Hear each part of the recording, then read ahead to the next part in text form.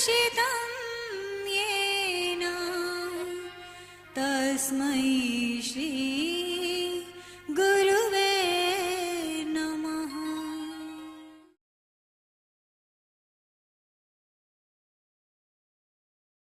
बोलो नर्मदा मैया की, ओंकार महाराज की, ममलेश्वर भगवान की।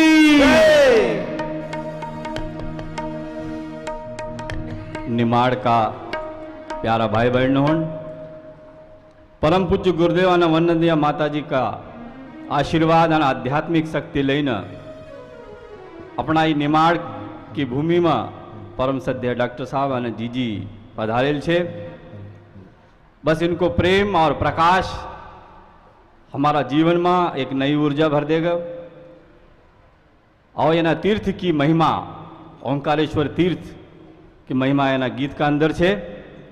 सब प्रेम से जरा गाओजो।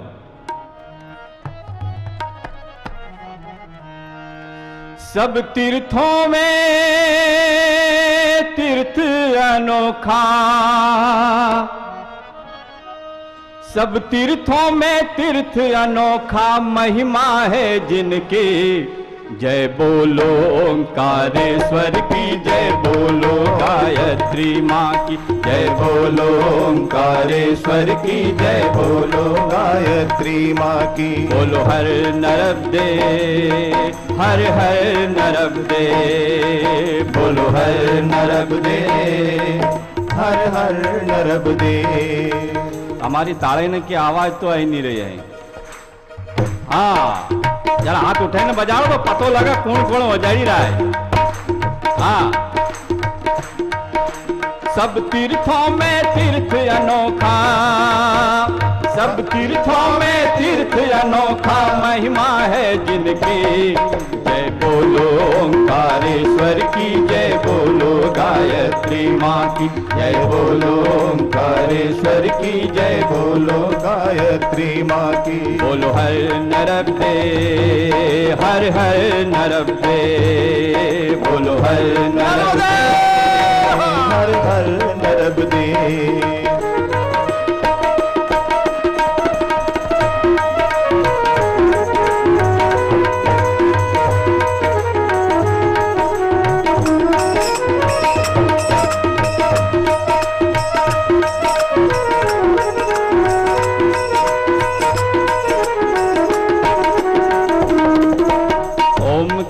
पर्वत की परिक्रमा करते नर नारी, ओमकार पर्वत की परिक्रमा करते नर नारी।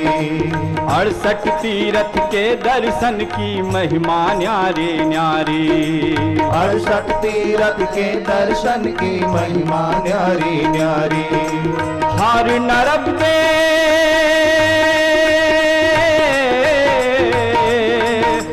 हर नर्मदे बोल के सभी लगाओ रे डुबकी। जय बोलो ओंकारेश्वर की, जय बोलो गायत्री माँ की, जय बोलो ओंकारेश्वर की, जय बोलो गायत्री माँ की।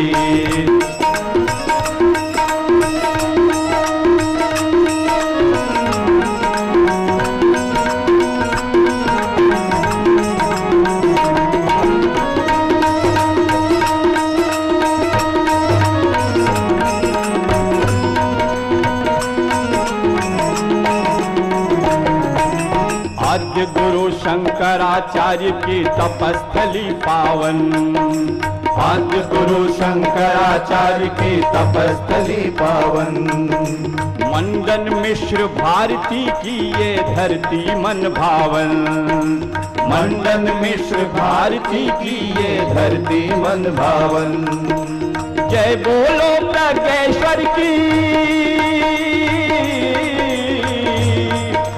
जय बोलो प्रज्ञेश्वर की, जय जय मंडलेश्वर की।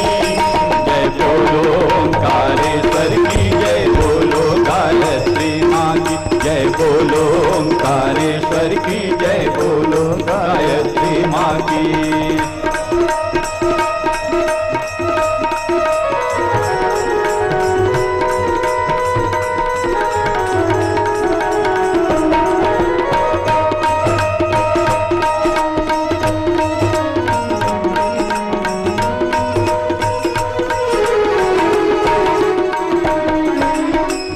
गुरुवर की 24 शक्ति पीठों में इनका नाम।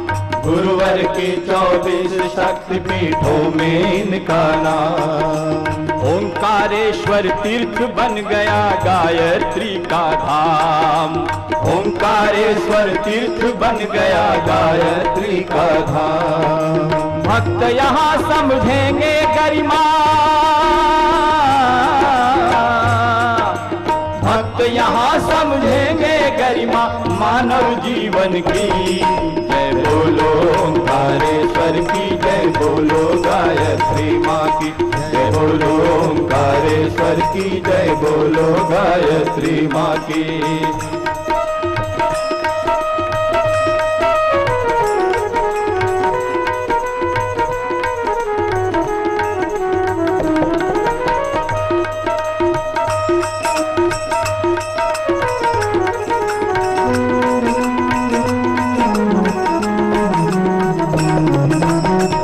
रात दिन धूप छाँव में है श्रमदान किया।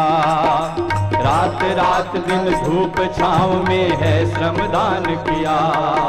तन से मन से सबने मिलकर साधन दान दिया। तन से मन से सबने मिलकर साधन दान दिया। मातु नर्मदा पूर्ण करेगी, मातु नर्मदा पूर्ण करेगी आशा है मन की। जय बोलो ओंकारेश्वर की, जय बोलो गायत्री माँ की। जय बोलो ओंकारेश्वर की, जय बोलो गायत्री माँ की।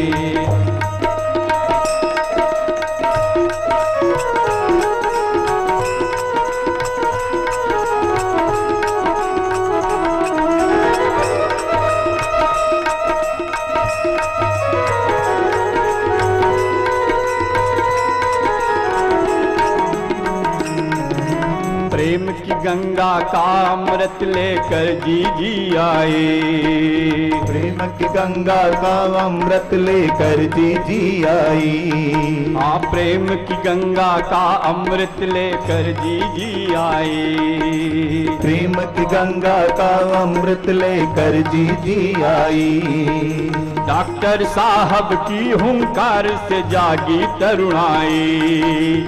डॉक्टर साहब की हुंकार से जागी तरुणाई। जय बोलो ममलेश्वर की हो,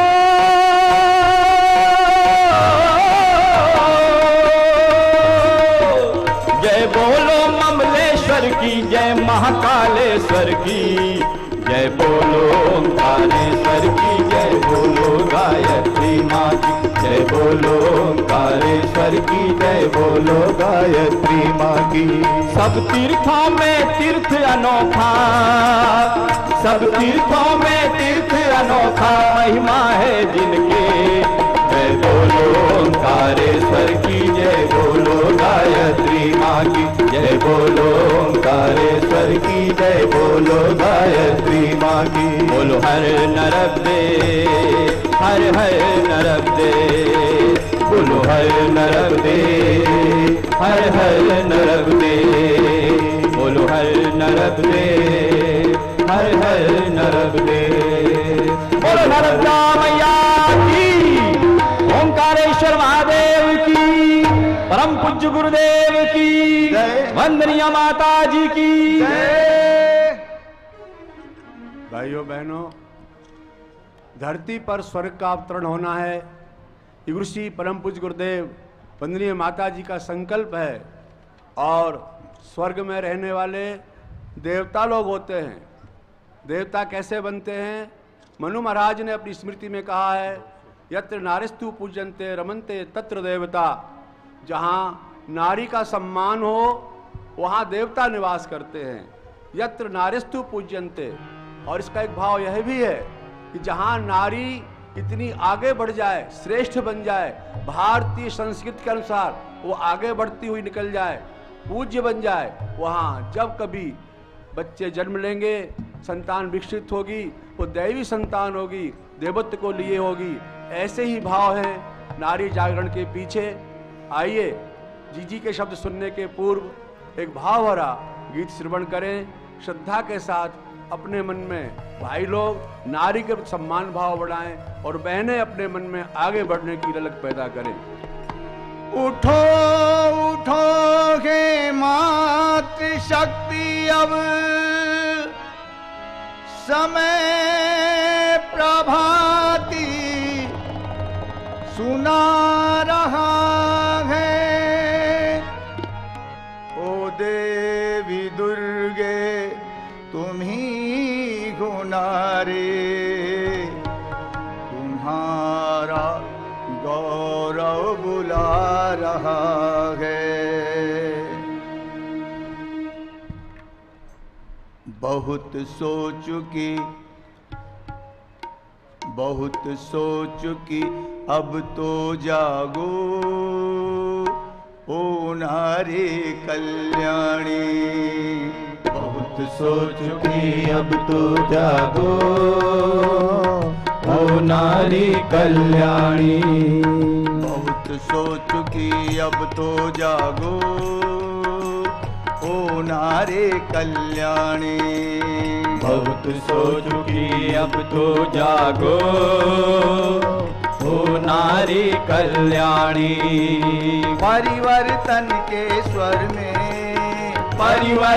के स्वर में भर दो निज गौरव की वाणी, निज गौरव की वाणी। बहुत सोच चुकी अब तो जागो, ओ नारी कल्याणी।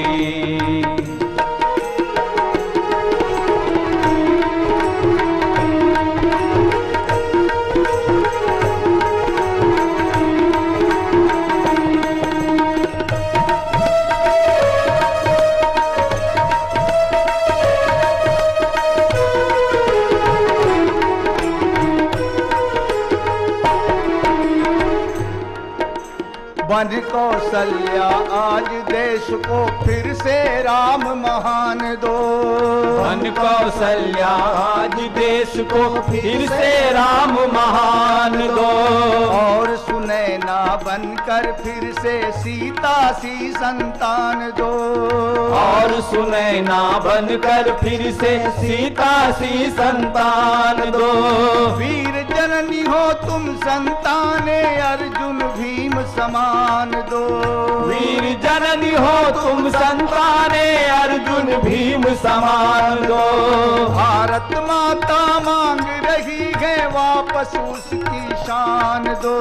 भारत माता मांग रही है वापस उसकी शान दो, वापस उसकी शान दो।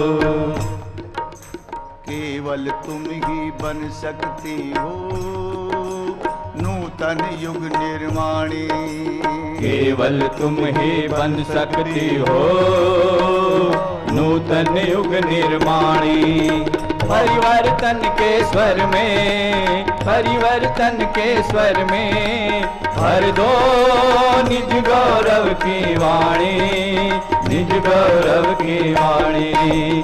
बहुत सोचूंगी अब तो जागो, ओ नारी कल्याणी।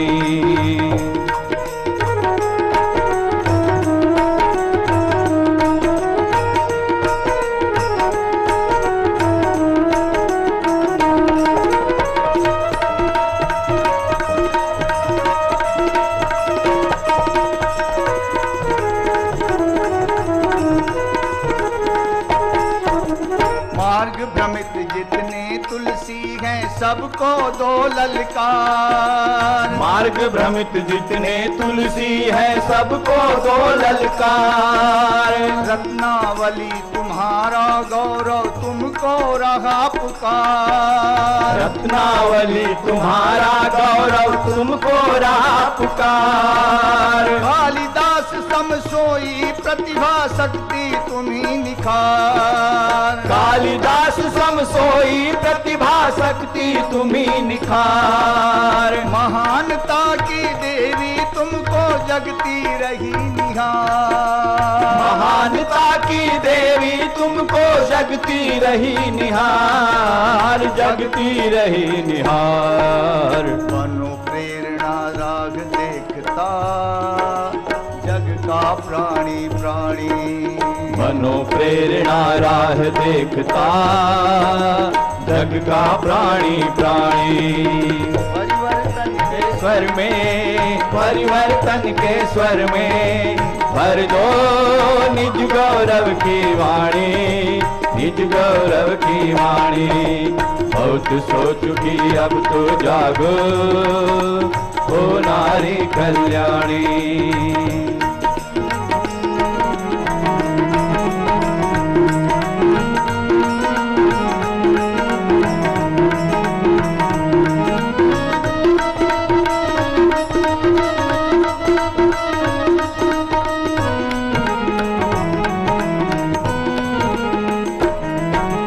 बनो अहिल्या बाई अपनी आत्मशक्ति फिर दिखलाओ। बनो अहिल्या बाई अपनी आत्मशक्ति फिर दिखलाओ। लक्ष्मी बाई बन अनीत का गर्व चूर कर बतलाओ। लक्ष्मी बाई बन अनीत का गर्व चूर कर बतलाओ। दुर्गावती बनो शासन की डोर सामने आ जाओ। दुर्गावती बनो शासन की डोर थामने आ जाओ। सावित्री बन आज सत्य को यम से पुनः छुड़ा लाओ।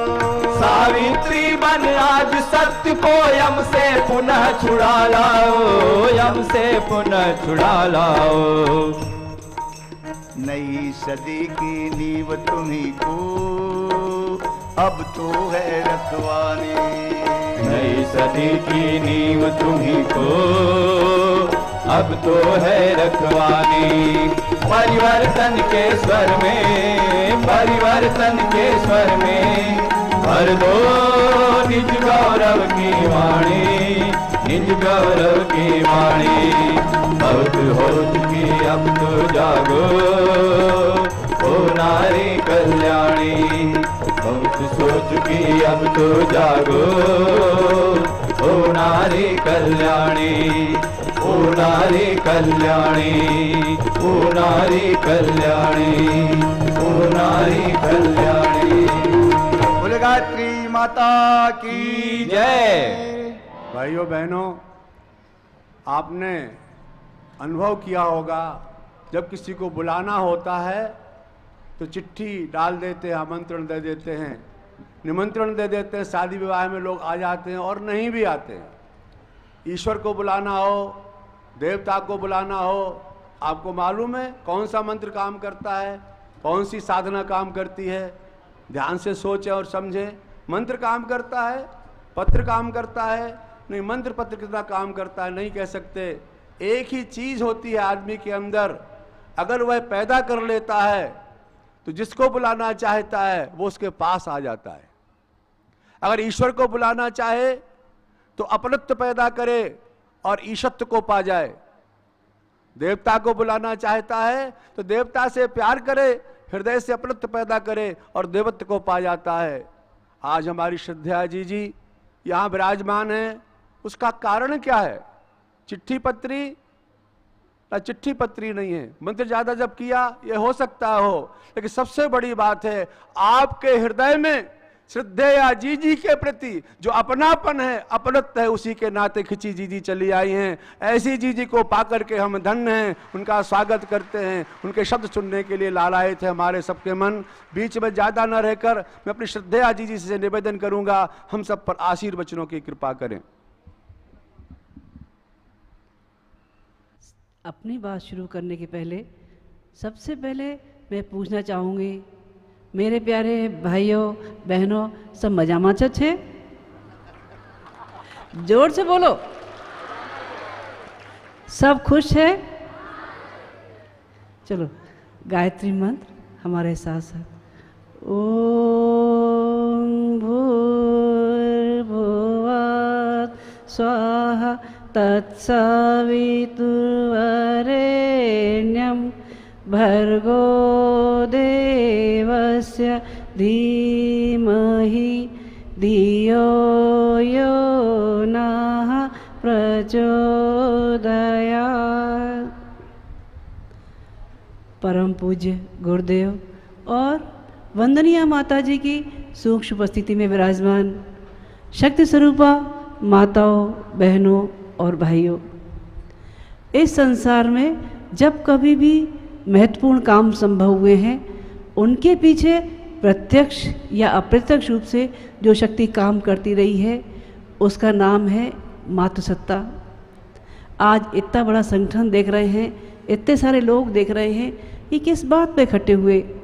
ये उस बात पे इकट्ठे हुए जो गुरुदेव माता जी ने अपना प्यार भरा सागर अपने बच्चों पर उड़ेल दिया, और बच्चों ने भी आके उनकी छाती से लगकर केवल एक ही बात कही, गुरु रूप में तो आप हैं ही, लेकिन उससे पहले हम आपको पिता और माता मानते हैं। इतने बड़े संगठन की नारी जागरण की जो रूपरेखा है, आज युग निर्माण योजना के आंगन में जो नारी जागरण का वटवृक्ष फल फूल रहा है, उसकी कहानी बड़ी मार्मिक है। उसकी शुरुआत कहाँ से हुई, ये आज बता देने का मन है। बात बहुत पुरानी है। गुरुदेव माता जी आंवलखेड़ा से आए, मथुरा आए थोड़ा ही समय हुआ था। तभी क्या हुआ, एक दिन एक बहन रोती हुई आई और माता जी के कलेजे से लग गई और कहने लगी, माता जी मैं बहुत परेशान हूँ, बहुत दुखी हूँ, फूट फूट के रोने लगी। माता जी ने प्यार से उसके सिर पे हाथ फेरा, सिर पे हाथ फिराया और कहने लगी, बेटा तू बता तो सही, तू क्यों परेशान है? माता जी का इतना पूछना था कि उसका रोना और बढ़ गया। कहने लगी, माता जी मेरे जीवन की जो पीड़ा है वो मेरी माँ ने भी नहीं सुनी। ससुराल वाले तो बहुत दूर की चीज़ थे, लेकिन आप आज साक्षात जगदम्बा रूप में मेरी माँ विराजमान है, मैं आपसे ज़रूर कहूँगी। वो कहने लगी, माता जी मेरे पति ने मेरे सामने ही दूसरी शादी कर ली, मेरे घर वालों ने दान दहेज कम दिया, उन्होंने मुझे घर से निकाल दिया। लड़की के लिए या तो ससुराल घर या मायका घर। माँ के पास आई तो माँ ने भी ये कह दिया, बेटा लड़की तो पराए घर का कूड़ा होती है, तुम्हारी शादी कर दी, हमारी जिम्मेदारी ख़त्म, अब तुम जानो तुम्हारा काम। मैं बताओ माता जी मैं क्या करूं, मैं कहाँ जाऊं? माता जी ने उनको अपने पास रख लिया, लेकिन इस घटना से माता जी ये सोचने पे विवश हो गई कि नारी की स्थिति इतनी दयनीय कि उसे घर का कूड़ा समझ लिया जाए, और वो कूड़ा भी ऐसा जिसको आदमी घर में न रखना चाहे। नारी की इस दयनीय स्थिति को देखकर माता जी के मन में एक तूफान उठ खड़ा हुआ नारी जागरण के लिए। उन्होंने उस बहन को अपने पास रख लिया। उनका नाम था फूलमती। ऐसी ही एक और बहन थी जिसका नाम था प्रेमवती। वो बाल विधवा थी। इन दोनों की उम्र लगभग रही होगी 31 साल की, ज़्यादा नहीं थी। उनका भी घर परिवार में कोई नहीं था, कोई साथ देने वाला नहीं था। बाकी भाई बहन छोटे थे, सबसे निराश थी। उनको भी माता जी ने अपने पास रख लिया। उनकी राइटिंग बहुत अच्छी थी, तो माता जी के साथ ऑफिस का काम किया करती थी। एक और थी, उनका नाम था कौशल्या देवी। वो थोड़ी बड़ी थी, थोड़ी उम्रदराज थी। पति की उनकी मृत्यु हो गई थी, और बच्चों ने पिता के जाने के बाद सारी संपत्ति माँ से अपने नाम कराने के बाद माँ को घर से निकाल दिया। उनकी उम्र 51 साल की थी। वो भी माता जी के पास थी। वो माता जी के पास चौके में माता जी की मदद कराया करती थी। ऐसी एक और थी जिनका नाम था नारायणी। नारायणी के माता पिता नहीं थे, भाई थे, वो सन्यासी हो गए थे। माता पिता न हो, भाई सन्यासी हो जाए, बहन की कौन सुने? बहन भी ब्रह्मचारिणी थी, उनको भी माता जी ने अपने पास रखा। ऐसी ही एक रतन देवी भी थी। शुरू में इन 5 बहनों से पहला महिला मंडल शुरू हुआ। माता जी ने इन सबको पढ़ाया लिखाया, स्वाभिमान दिया और वो शक्ति दी, वो जीवन जीने की कला दी ताकि वो अपने पैरों पर खड़ी हो सके। ये पहला महिला मंडल जो आगे बढ़ता बढ़ता आज हजारों क्या लगभग 1 लाख के आसपास महिला मंडलों की रूपरेखा बनती जा रही है। ये उसी वट वृक्ष की अनेकानेक शाखाएं हैं। एक दिन एक महिला अपने 4 साल के बच्चे को लेकर माताजी के पास में आई और पूछने लगी, माताजी ये बताइए अपने बच्चे का शिक्षण मैं कब से शुरू करूं? माताजी मुस्कुरा दी और कहने लगी, बेटा तू 5 साल देर से आई है। वो महिला थोड़ा चकराई, कहने लगी, बालक तो मेरा भी केवल 4 साल का है और माताजी कह रही 5 साल पहले आती। तो कुछ समझ नहीं पाई। वो कहने लगी, माताजी मेरी बात समझ में नहीं आई। वो माताजी कहने लगी, बेटा बच्चे का शिक्षण उसके जन्म के पहले से ही शुरू हो जाता है। ये ज़रूरी नहीं कि आप जब स्कूल भेजना चाहें तभी शिक्षण होता हो। बच्चा जब माँ के गर्भ में आता है तभी से उसका शिक्षण शुरू हो जाता है। उन्होंने कहा, बच्चे के जीवन पर माँ के सोचने का, विचारने का जो असर पड़ता है वो जीवन भर उससे प्रभावित होता चला जाता है। उन्होंने उदाहरण दिया अभिमन्यु का। अभिमन्यु के बारे में आप सब जानते हैं। अभिमन्यु को चक्रवेदन की कला माँ के गर्भ में से आई थी और वो आखिरी चक्रवेदन का वो द्वार जिस पे माँ सो गई थी, वो ही द्वार खोलना अभिमन्यु पता न कर सके और उसी में अभिमन्यु वीरगति को प्राप्त हुए। माताजी कहने लगी, बेटा इस संसार में जितनी भी माँ है वो अगर चिंतन सही रखें तो बच्चे का जीवन अच्छा बन सकता है। बच्चा जन्म के बाद क्यों रोता है, इस पर लोगों ने बहुत सारे अपने मत व्यक्त किए, डॉक्टरों ने, वैज्ञानिकों ने, कि बच्चा जन्म के बाद क्यों रोता है। किसी ने कहा एकदम प्रकाश के संपर्क में आता है, किसी ने कहा वायु के संपर्क में आता है इसलिए रोता है। लेकिन सबसे बड़ी बात, जो एक बात पे सब लोग सहमत थे, वो ये थी कि वो स्वर लहरी, वो माँ की धड़कन बच्चा 9 महीने तक सुनता है, वो उसके जीवन के साथ इतनी जुड़ जाती है कि रोता हुआ बच्चा भी माँ जब कलेजे से लगा लेती है, बच्चा चुप हो जाता है। ये पीड़ा, ये दर्द माँ के आंचल का कौन समझ सकता है। और बच्चे का फ्रांस अपनी आज़ादी के लिए लड़ाई लड़ रहा था। उसी समय विदेशियों ने हमला कर दिया। घर के राज्य के सारे लोग सेना में भर्ती हो चले देश की आज़ादी के लिए।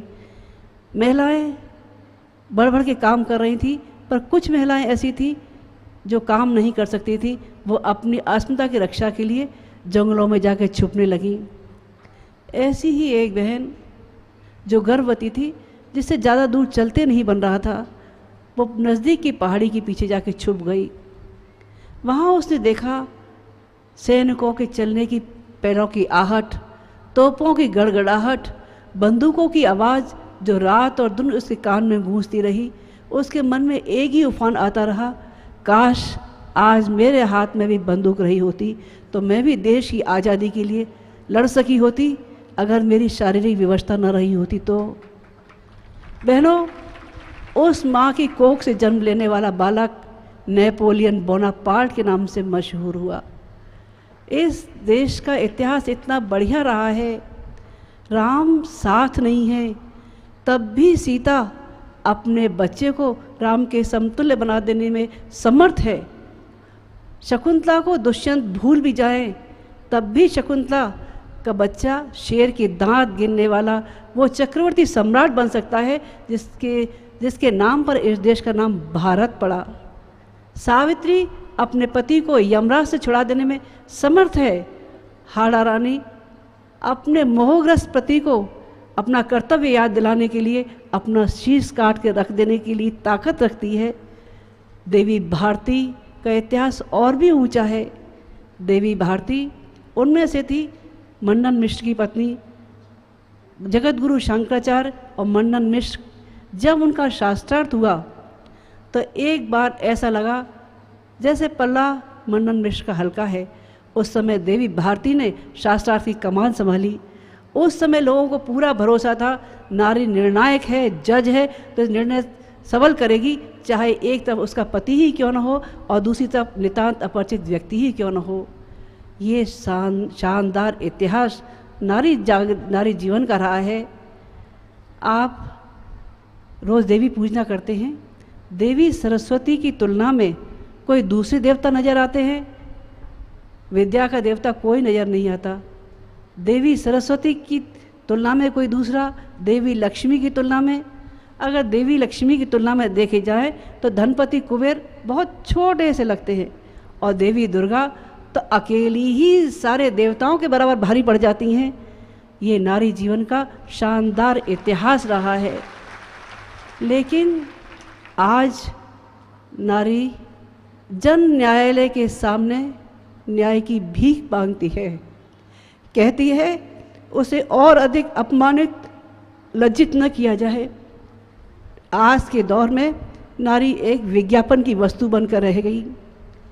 सार्वजनिक चौराहों पर लगे हुए पोस्टर, किताबों में गंदे छिपने वाले चित्र, जिनको देखकर आंखें शर्म से झुक जाती है। आप में इतने लोग बैठे हैं, इनमें वो लोग भी हैं, वो पिता भी हैं जिन्होंने अपनी बेटी की विदा की होगी शादी के वक्त, आंसू बहाए होंगे ये कहकर बेटी तेरी हर खुशी पर तेरे पिता, तेरे माँ बाप सब तुझ पर कुर्बान हैं।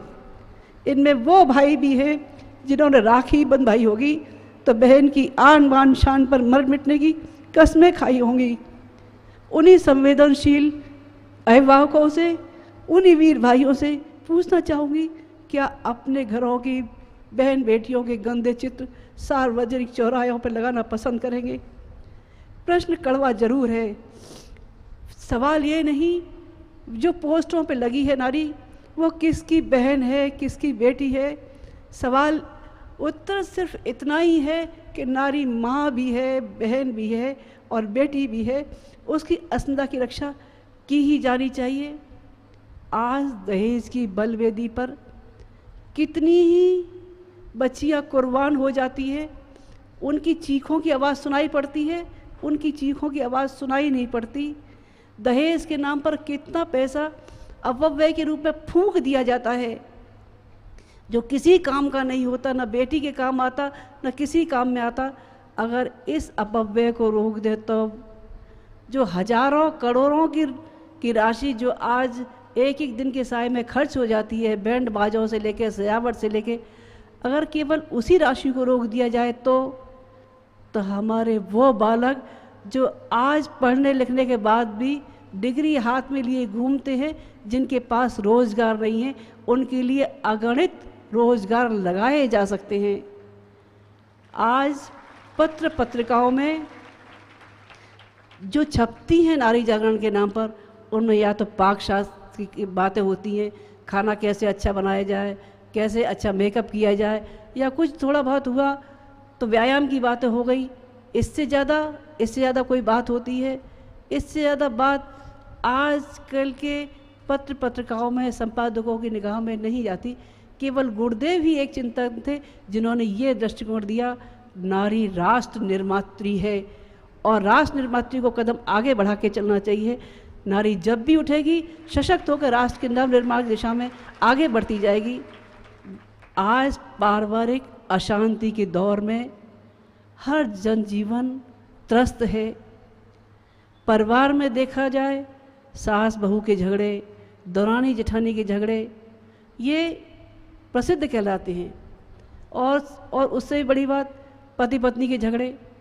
एक घर से बाहर निकला है काम पे, एक घर में है, दोनों ही जब मिलते हैं, पंडित ने भले ही ब्याह में 36 गुण मिला दिए हों जन्म कुंडली में, लेकिन जब बैठते हैं तब 36 के 36 ही हो जाते हैं। एक का मुंह इधर, एक का मुंह इधर, मुंह सामने किया तो लड़ाई के सिवा कोई दूसरी बात नहीं। क्या हम उन स्वस्थ परंपराओं को जन्म दे सकते हैं? वो स्वस्थ परंपराएं जो गृहस्थ जीवन की मर्यादा के लिए, प्रेम भाव बढ़ाने के लिए समर्थ होती हैं। वंदनीय माता जी अपने प्रवचनों में एक उदाहरण दिया करती थी, जॉन और मैरी की कहानी। जॉन और मैरी कौन थे? दोनों बहुत गरीब थे, दोनों पति पत्नी में बेहद प्यार था। दोनों की शादी की सालगिरह आई। दोनों ये सोचने लगे कि हम एक दूसरे को क्या उपहार दें। मैरी के बाल बहुत सुंदर थे। जॉन सोचने लगा कि मैरी के बाल बहुत सुंदर हैं, उनके बालों के लिए सुंदर सी एक क्लिप ला देता हूँ। मैरी सोचने लगी मेरे जॉन के पास घड़ी तो है लेकिन उसमें पट्टा नहीं है, बिना पट्टे की घड़ी बेकार पड़ी है। दोनों अपने अपने उपहार लेने चले गए। जॉन ने अपनी घड़ी बेच दी, उसकी जगह क्लिप खरीद ली, और मैरी ने अपने बाल कटा के जॉन के लिए घड़ी का पट्टा खरीद लिया। जब दोनों सामने आए अपने अपने उपहार को लेके, मैरी के सिर पर स्कार्फ बंधा था, जॉन के हाथ में रुमाल बंधा था। दोनों के उपहार हाथ में थे। उससे बड़ी चीज़ दोनों के हाथ आंखों में प्रेम की वो अश्रुधारा थी जिसमें एक दूसरे के लिए वो समर्पण मौजूद था। क्या ये प्रेम आज हम परिवारों में जीवंत कर सकते हैं? गुरुदेव ने नारी जागरण का उद्घोष किया।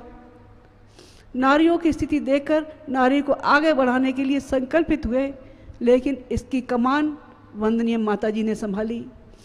वंदनीय माताजी जब शादी होके ससुराल आई थी, माताजी आगरा शहर की, गुरुदेव आंवलखेड़ा गांव के। माताजी शहर से गांव गई। जब गांव की लड़की शहर जाती है तो सब लोग ये सोचते हैं कि शहर जाएगी, कुछ बन जाएगी, कुछ सीख जाएगी, इसकी किस्मत अच्छी है। लेकिन शहर की लड़की को कभी गांव जाने का मौका मिल जाए, रहने का मौका मिल जाए, तो बाहर घर वाले भी सोचते हैं इसकी तो किस्मत ही ऐसी है, अब क्या करें, गांव में है तो गांव में भेजो।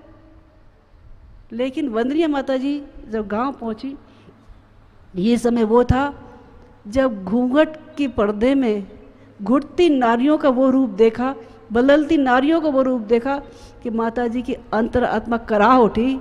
उन्होंने तभी संकल्प किया कि नारी जागरण का उद्घोष गुरुदेव का है, लेकिन इस आंदोलन को गति देनी पड़ेगी।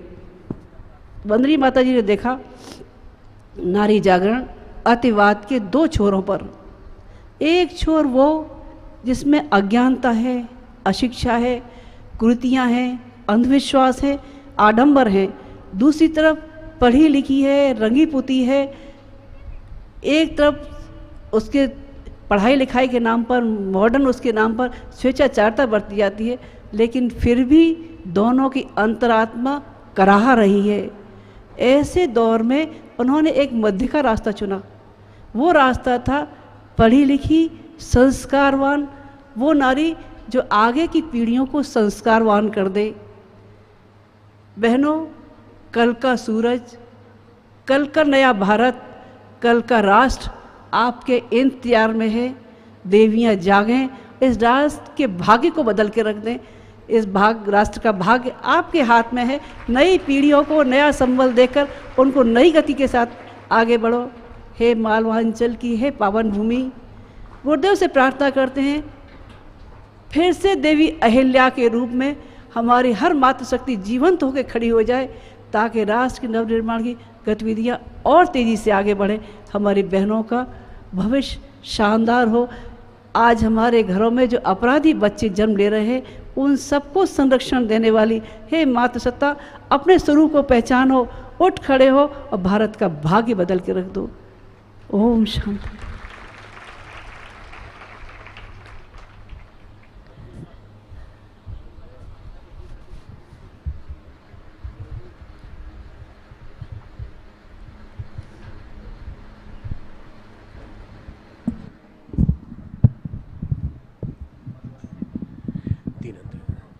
भाइयों बहनों, अभी आपने जीजी को सुना। जीजी नारी शक्ति के बारे में बोलते समय बड़ी भावुक हो जाती हैं, तो वो जितना ज़्यादा बोलना चाहती हैं उसके बजाय वो कम में अपनी बात इतना भाव पिरो देती हैं कि सामने वाले के अंतरतम को हिला देती हैं। अभी हमारी सभा समाप्त नहीं हुई है। नारी जागरण पर वंदनीय माताजी के बारे में परम श्रद्धेय जीजी ने अपनी बात कही। परम पूज्य गुरुदेव का चिंतन क्या था, परम पूज्य गुरुदेव ने नारी शक्ति को किस रूप में देखा, और उसके माध्यम से शक्ति साधना किस तरह से कराई गुरुदेव ने, और हर पुरुष के अंदर सोई हुई नारी को और हर नारी के अंदर सोए हुए पुरुष को कैसे जगाया, इसके बारे में मैं आपको बताऊंगा। उसके पहले एक गीत होगा, हमें भक्ति दो माँ, हमें शक्ति दो माँ। सतत साधना की शक्ति मांगते हैं आपसे, सतत साधना करने की शक्ति मिले। अगर साधक बन जाएंगे लोग बाग, आध्यात्मिकता का वातावरण होगा, चारों तरफ संस्कृतिमय वातावरण होगा, तो देखते देखते परिवर्तन की आंधी गति पकड़ने लगेगी।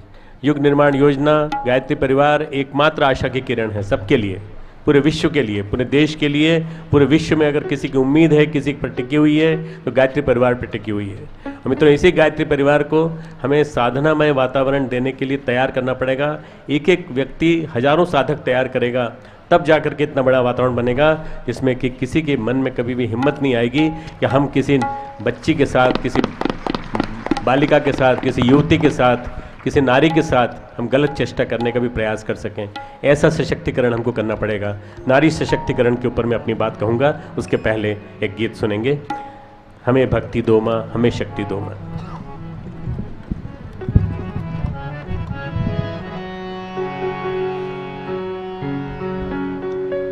नारी शक्ति ये देवी यशोदा है जिन्होंने श्री कृष्ण को गोद में पाला है। ये भक्ति रस की मीरा है जिसने पिया जहर का प्याला है। भस्मीभूत करने असुरों को ये प्रचंड अग्नि की ज्वाला है। और गुरुदेव माता जी की प्यारी ये बेटियां ये लाएगी नया उजाला है। इस धरती के ऊपर सतयुग लाने के लिए इस नारी की बहुत बड़ी भूमिका है। आइए परम सद्य डॉक्टर साहब को सुनने के पहले इस मातृशक्ति की भावभरी प्रार्थना हो। हमें भक्ति दो माँ, हमें शक्ति दो माँ, सतत साधना की तपन मांगते हैं।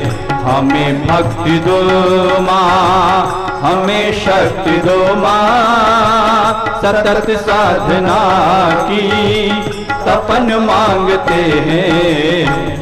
न धन धाम कुछ आपसे मांगते माँ, विमल ज्ञान की एक किरण मांगते हैं। न धन धाम कुछ आपसे मांगते माँ, विमल ज्ञान की एक किरण मांगते हैं। हमें भक्ति दो माँ।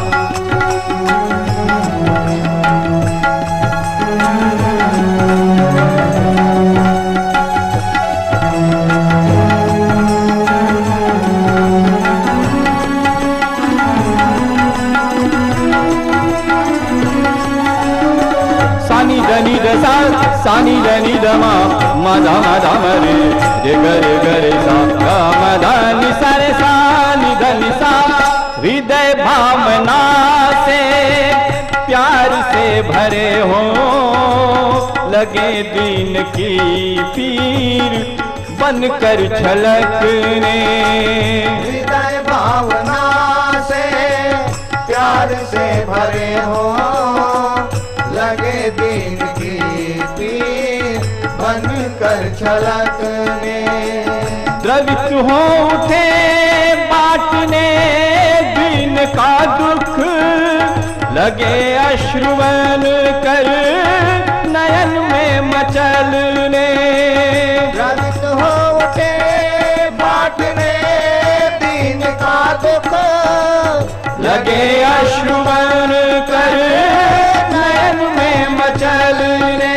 सारे सानी धपम धपम गर सब नहीं कामना वासना चाहिए माँ। नहीं कामना वासना चाहिए माँ।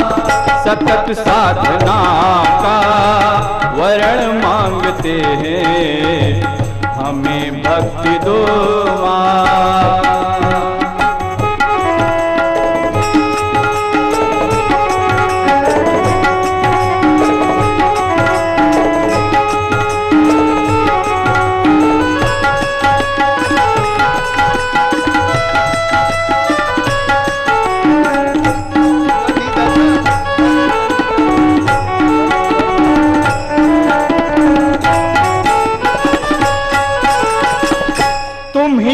वेद माता, तुम ही देव माता, तुम ही विश्व माता, तुम ही भगवती हो।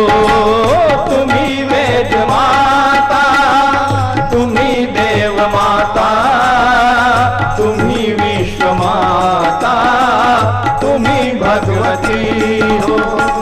पतन पाप से मुक्त करने तुम ही तो पतित पावनी हो, भागीरथी हो। पाप से मुक्त करने तुम ही तो पतित पावनी हो, भागीरथी हो। सारे सारी दपम दपम गरे सा, न वरदान अनुदान, न वरदान अनुदान, न वरदान अनुदान।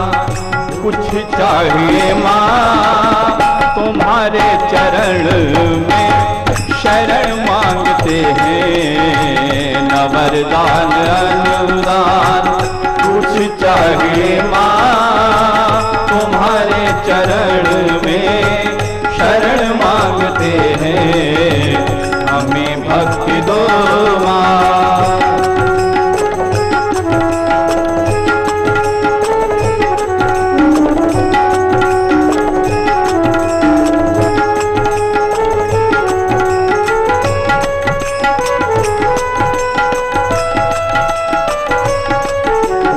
सानी धनी दसा, सानी धनी रमा, माधव धम रे, रे गरे गरे सा, गम धनि सारे सानी धनि सा।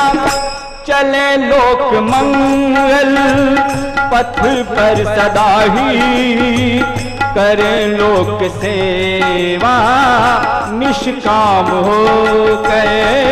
चले लोक मंगल पथ पर सदा ही, करे लोक सेवा निष्काम होकर। जुटे युग सृजन में श्रम श्रम लगाकर, सृजन चेतना का प्रखर प्राण लेकर। जुटे युग सृजन में समय श्रम लगाकर, सृजन चेतना का प्रखर प्राण लेकर। सारे सारी दपम दपम गरे सा। महाकाल के काम, महाकाल के काम, महाकाल के काम।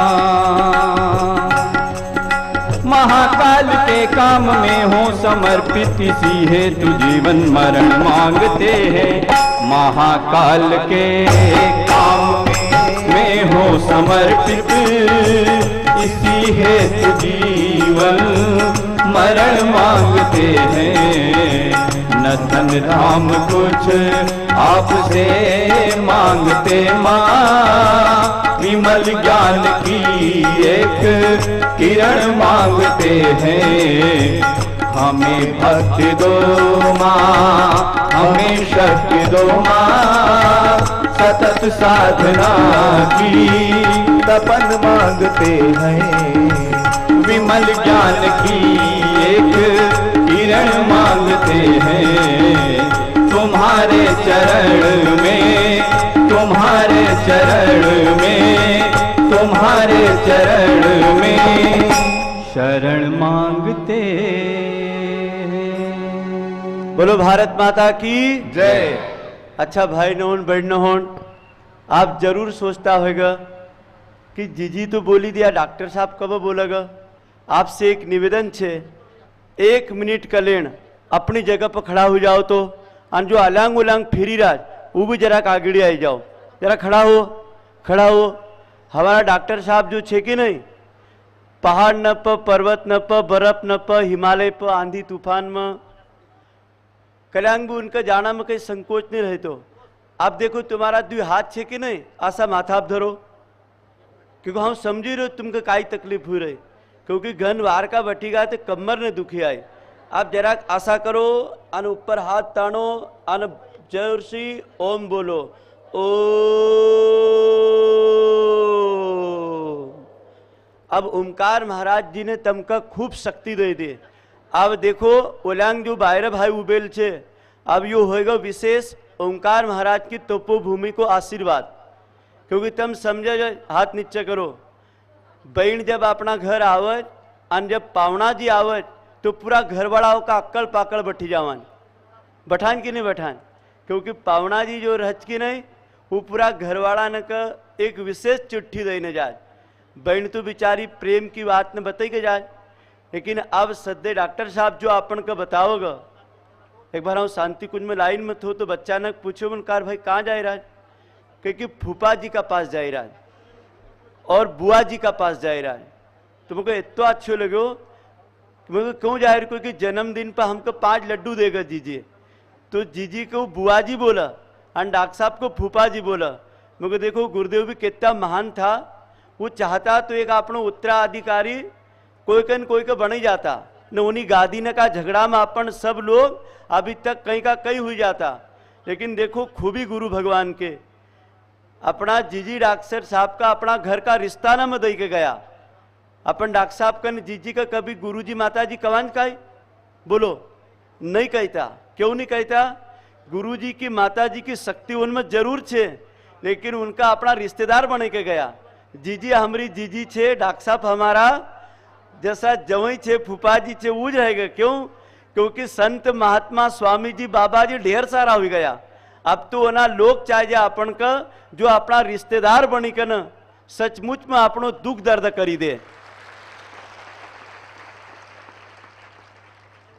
एक टीवी को चैनल खोलो आप तो इतना बाबा बोलन ने, इतना स्वामी जी ने, इतना गुरु जी बोलत कि सुनी सुनी के लोग हैरान होगा।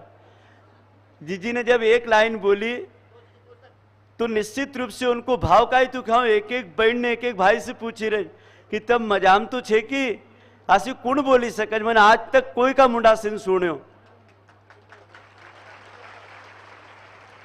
एक बहन जासो बोली सकत जेका कलेजा में तो प्यार गुरुजी माता जी धरीन गया हो। एक बार एक हिमालय को योगी शांति कुंज आए तो जैसे बातचीत हुई तो कही गए कि तुम पहचानते हो तुम्हारी सेल जीजी डॉक्टर साहब कौन है? मैं कहा साहब हमारी जीजी डॉक्टर साहब गुरुजी माता जी के बाद में हम सब बच्चों को रास्ता बताते हैं। तो हमारे भगवान के बाद हमको भगवान से मिलाने वाले दूसरे हमारी उंगली पकड़ के चलाने वाले हमारे बड़े भाई बहन हैं। क्योंकि तुम आप भी नहीं जानोगे बोले, जिसके कंठ में स्वयं सरस्वती हो और जो एक एक शब्द में ध्यान करके बोलती हो, ऐसी ध्यान की प्रतिमूर्ति और भाव की संपूर्ण ध्यान की शक्तियों को कंठ में बोलने की शक्ति यदि इस विश्व में है तो लच्छेदार भाषण और प्रवचन कोई भी देगा, लेकिन कलेजे से जो बोलता है उसकी वाणी आपके कई जन्मों के पुण्य फलों को जगाती है और 7 जन्मों के पापों को तारती है।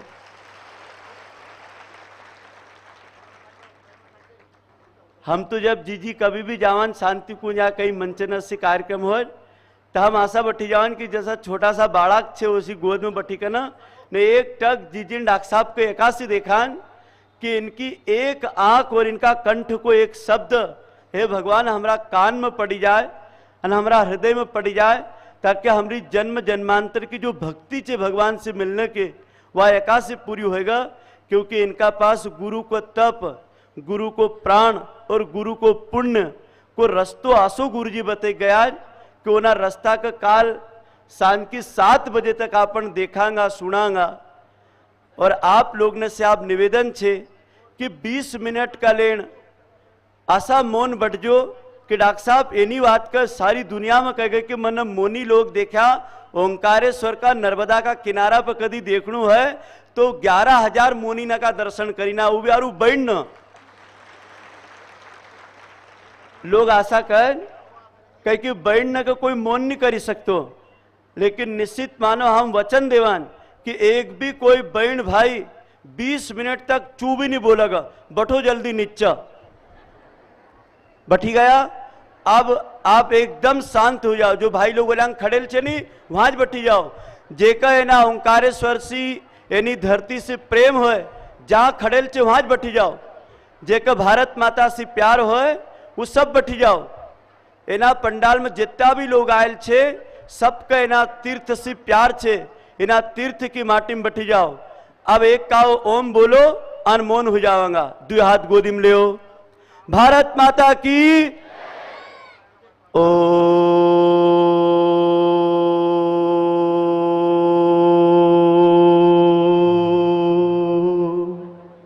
पूज्यनी डॉक्टर साहब।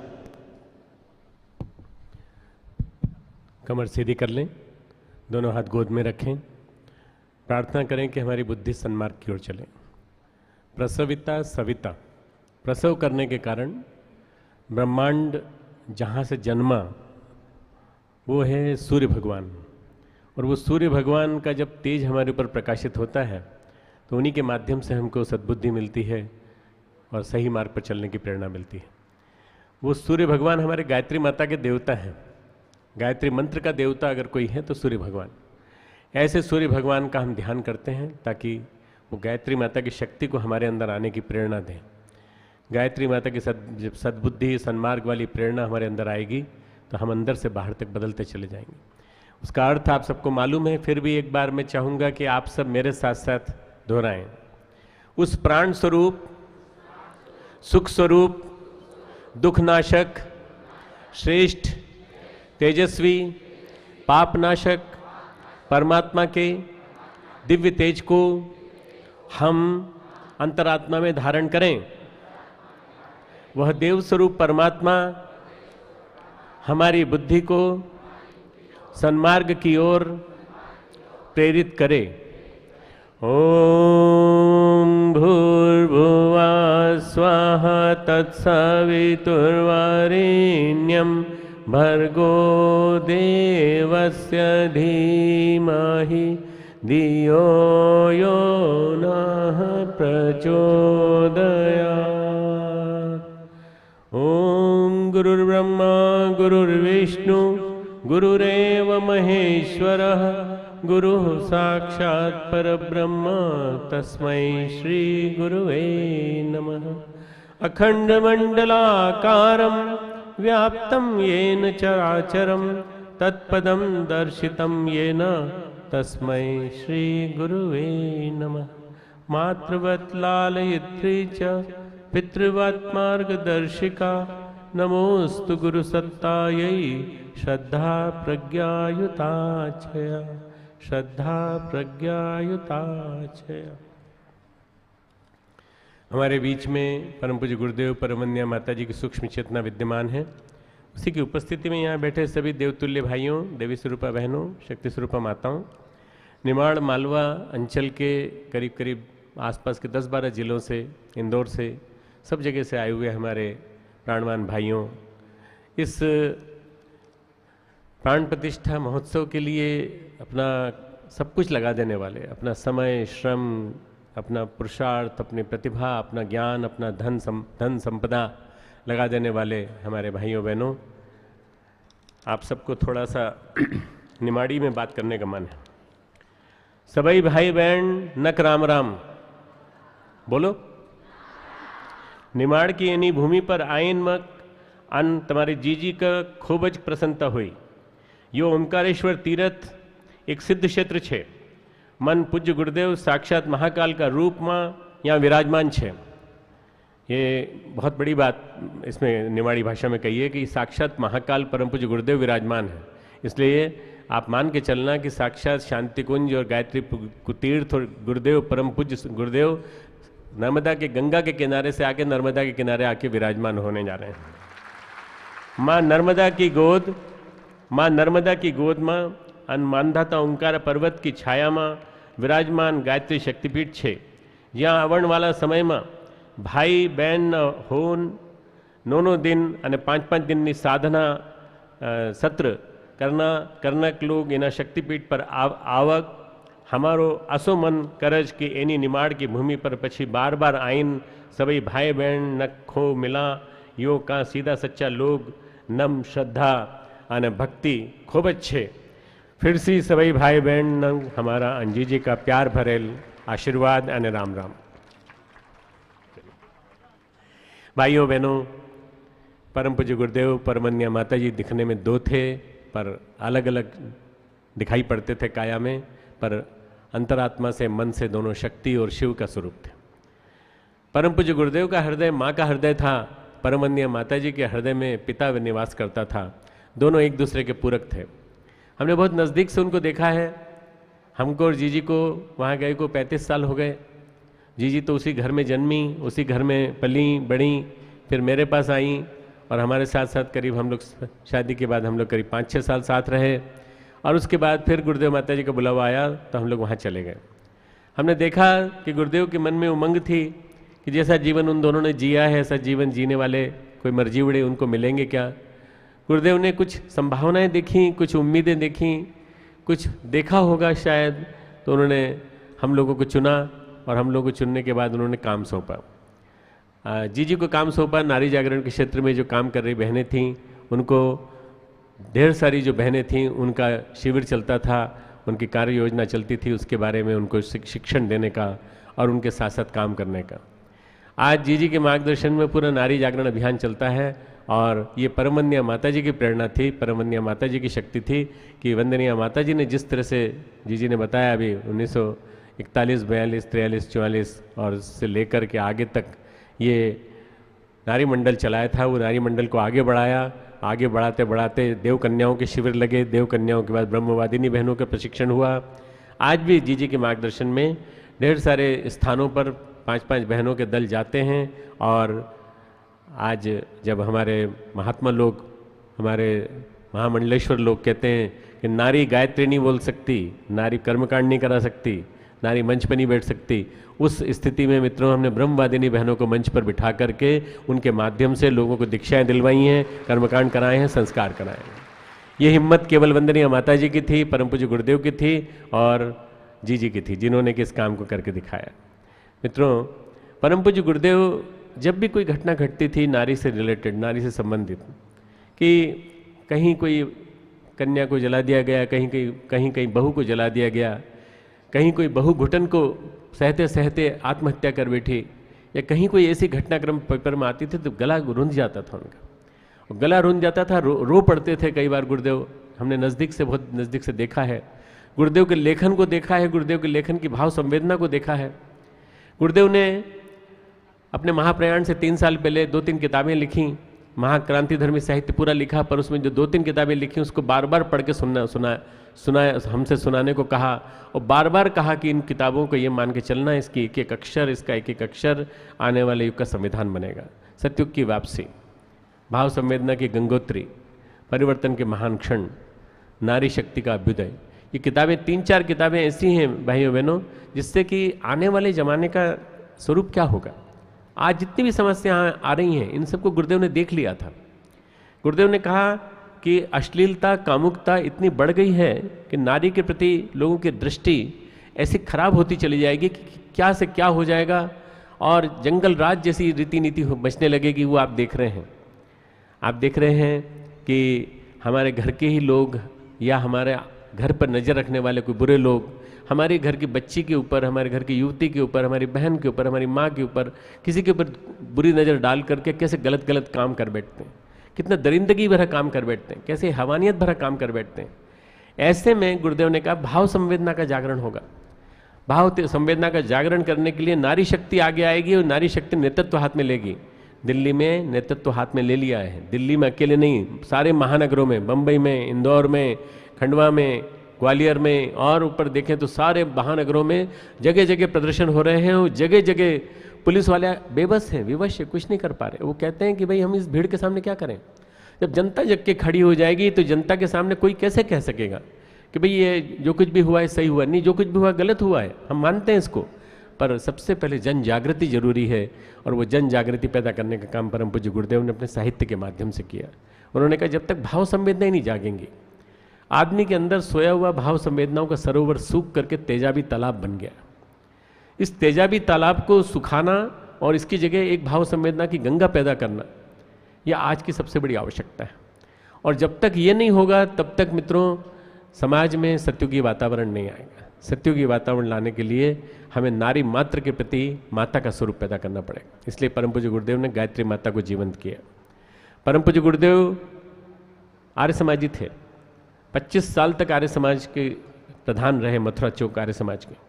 और जब उन्होंने गायत्री माता को प्रस्तुत किया तो लोगों ने उनकी इतनी निंदा की, आर्य समाज के लोगों ने। उन्होंने कहा ये क्या करने जा रहे हैं आप और मूर्ति की पूजा, आप और माता के स्थान पर बात करने जा रहे हैं, जबकि गायत्री का देवता सविता है, सूर्य भगवान की पूजा करते हैं और हम सूर्य भगवान की बात करते हैं। गुरुदेव ने कहा अगर मुझे नारी शक्ति को स्थापित करने के लिए, अगर मुझे देवी को स्थापित करने के लिए गायत्री माता को सामने लाना पड़ा है तो उसके पीछे कई कारण हैं। जब माता के रूप में देवी की आराधना इस देश में बंद हो गई, तब से हमारे देश में नारी के प्रति अत्याचार बढ़ने लगा।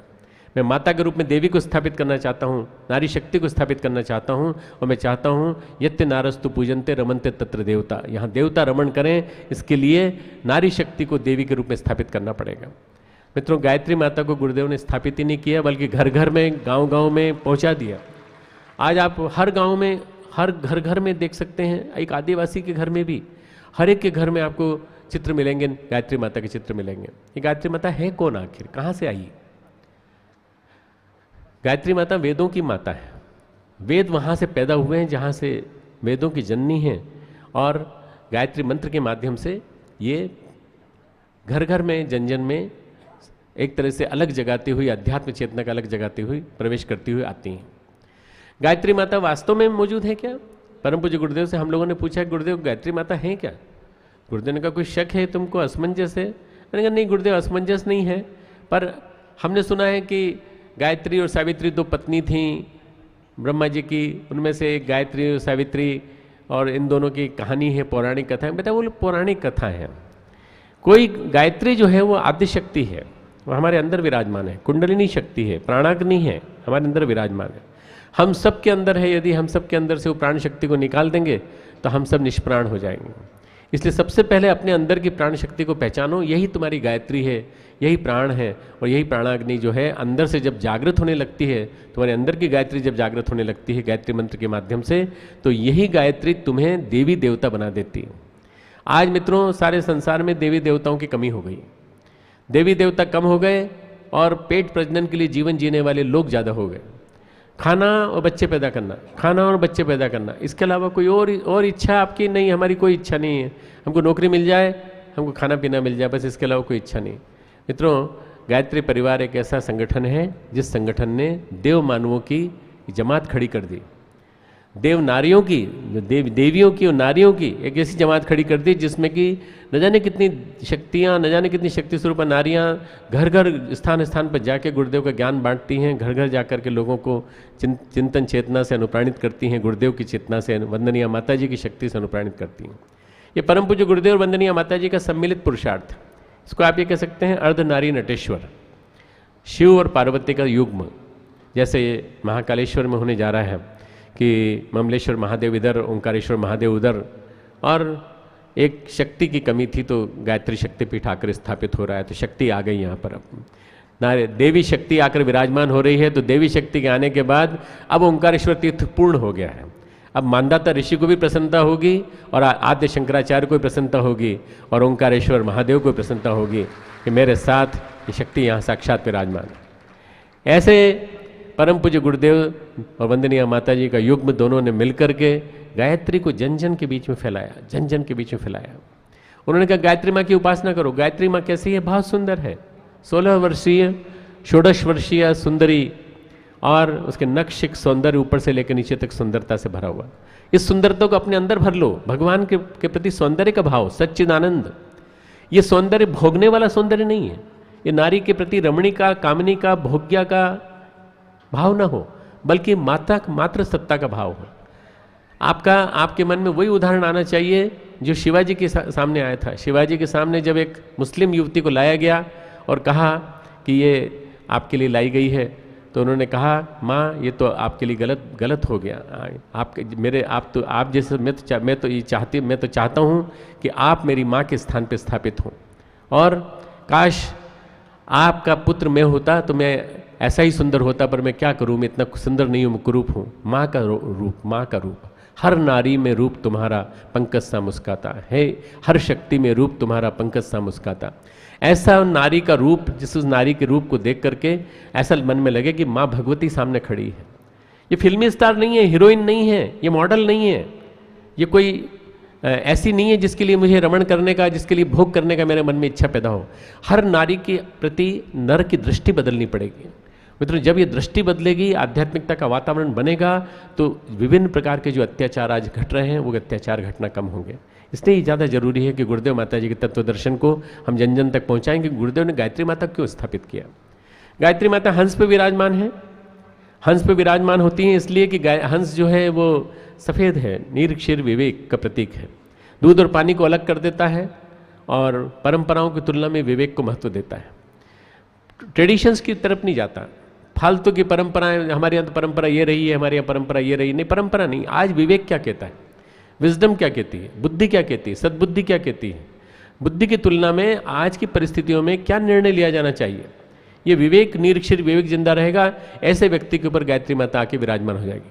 एक लड़का आया गुरुदेव के पास और बोला, गुरुदेव मेरे पास गायत्री माता आती हैं रोज और मेरे ऊपर आके विराजमान हो जाती हैं और मुझे चपत लगाती हैं जोर से।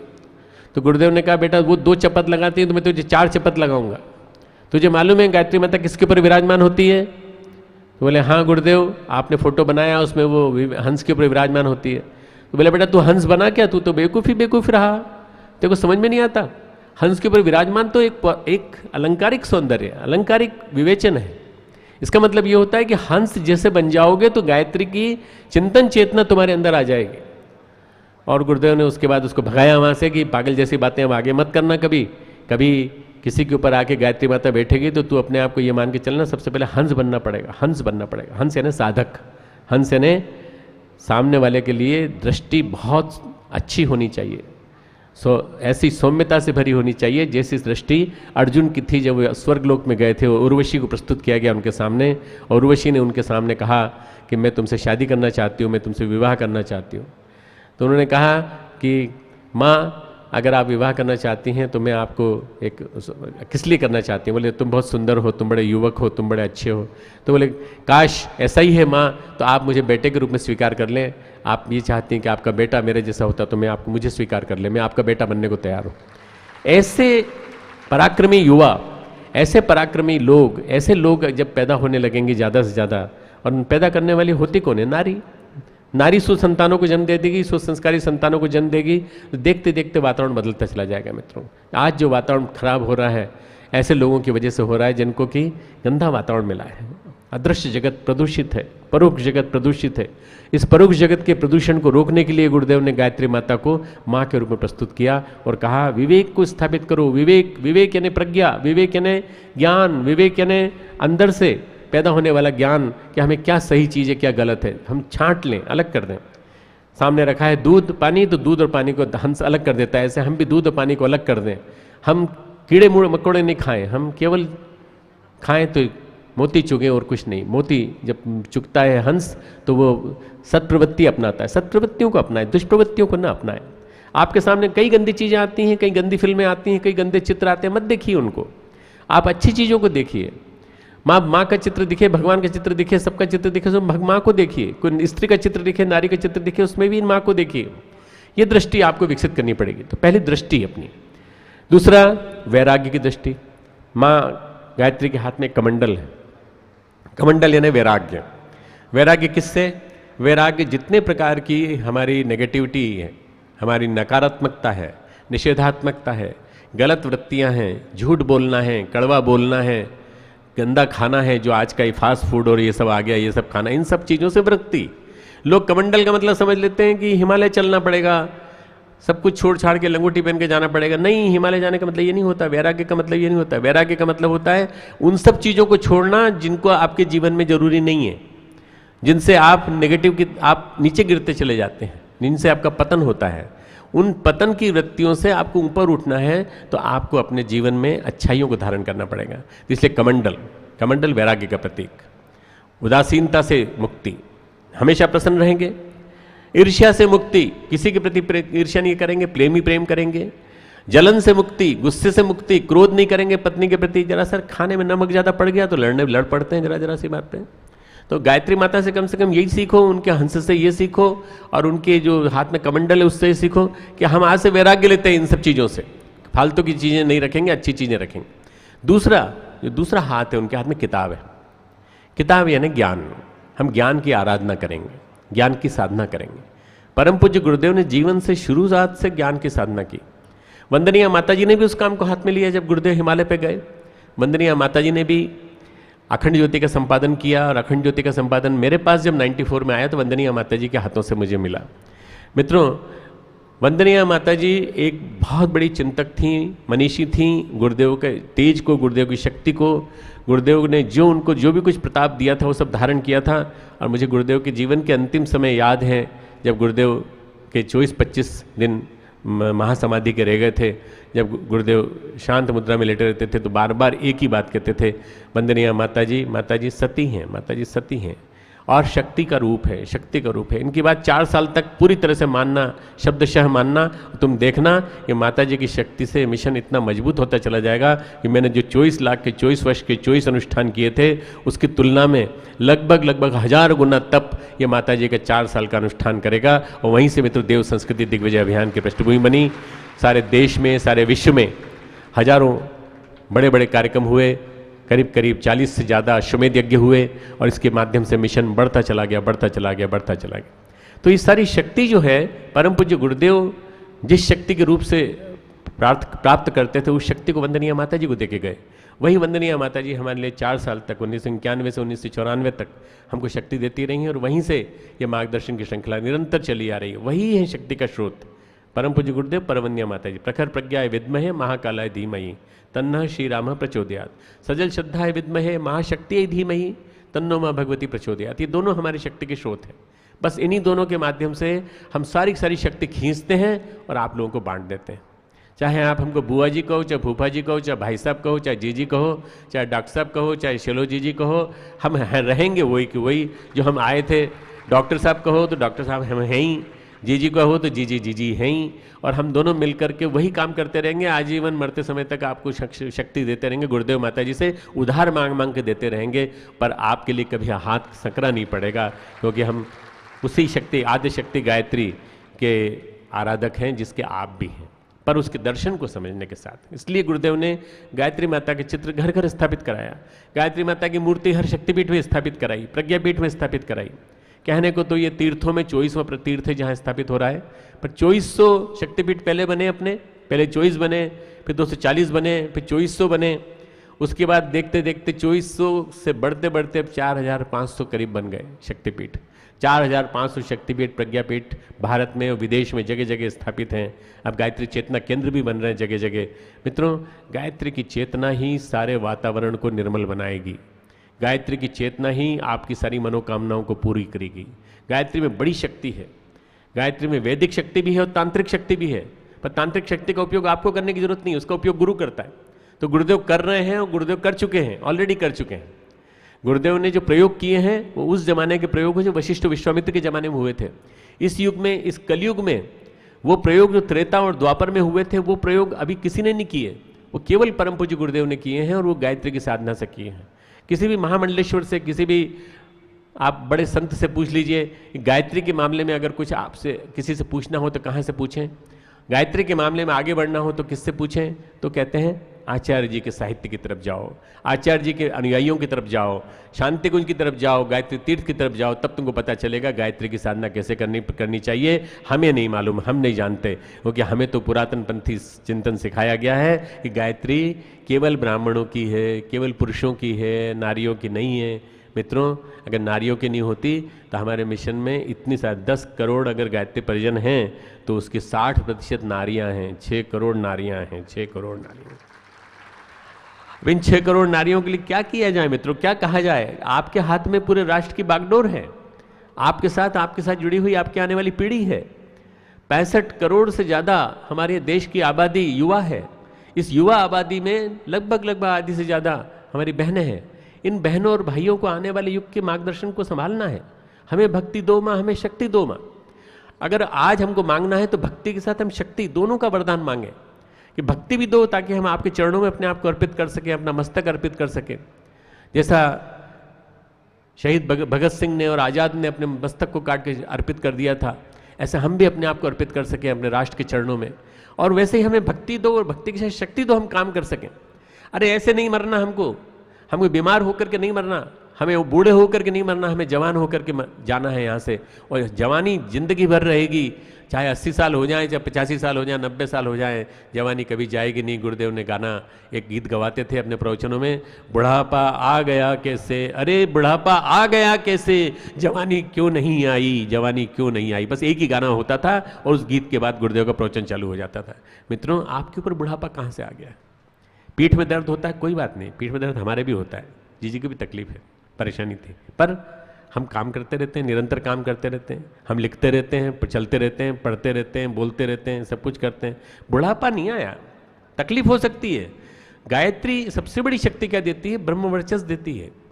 गायत्री आत्मबल देती है, और गुरु के प्रति जो शरणागति का भाव है और गुरु के प्रति जो सतत निरंतर उनको याद करने का भाव है, वो इतनी शक्ति देता है कि तकलीफ में भी काम करने में कोई दिक्कत नहीं होती। तकलीफ के बाद थोड़ा क्या होगा, थोड़ा परेशान होंगे, बस थोड़ा सो जाएंगे, आराम से नींद आ जाएगी, और उसके बाद थक जाएंगे, सुबह उठेंगे, फिर लग जाएंगे सुबह शाम तक काम में। मित्रों, अगर आपके अंदर शरणागति का भाव है तो फिर कभी भी आप दुख में परेशान नहीं होंगे। दुख में परेशान नहीं होना। कुंती ने कृष्ण से एक ही बात मांगी थी। कुंती ने कहा, कृष्ण तुम आते रहा करो और हमें दुख देते रहा करो। बुआ तुम कैसी बात करती हो? श्री कृष्ण की बुआ थी कुंती। कुंती से कहा, तुम बुआ हो और बुआ होकर के हमारी ये बात मांग रही हो मुझसे कि दुखी देना, दुखी देना। बोले, दुख में कम से कम तुम आ तो जाते हो, तुम हमेशा हमारे पास बने रहते हो, हमारे आसपास बने रहते हो। सुख में तुम हमारे पास नहीं आओगे, जब सुख आएंगे तो तुम दूर चले जाते हो। प्रभु, तो हमेशा हमारे पास बने रहना, हमें कष्ट देते रहना, कष्ट देते रहना। तो मैं नहीं कह रहा कि आप लोगों को कष्ट मिले, मैं नहीं कहता, पर जब भी कष्ट आए तो कुंती की बात को याद कर लेना। गुरुदेव ने जीवन भर कष्ट सहे हैं, गुरुदेव ने जीवन भर दुनिया भर की चोटें सही हैं, वंदनीय माता जी ने भी जीवन भर दुनिया भर की चोटें सही हैं, पर वो सब सहते सहते भी उन्होंने जीवन जिया है और परमार्थ के लिए जीवन जिया है। आपको भी मान के चलना चाहिए कि आपका सबसे बड़ा सौभाग्य, आपके जीवन का सबसे बड़ा सौभाग्य का सूर्योदय उस दिन हो गया जिस दिन आपके जीवन में गुरुदेव आए, वंदनीय माता जी आई, और उन्होंने आकर के आपके जीवन को न जाने कितने शुभ कार्यों से जोड़ दिया। गायत्री साधना, उपासना, आराधना, ये जो उपासना है मित्रों, ये हमारे परमात्मा के पास बैठने का असीम परम पुरुषार्थ है।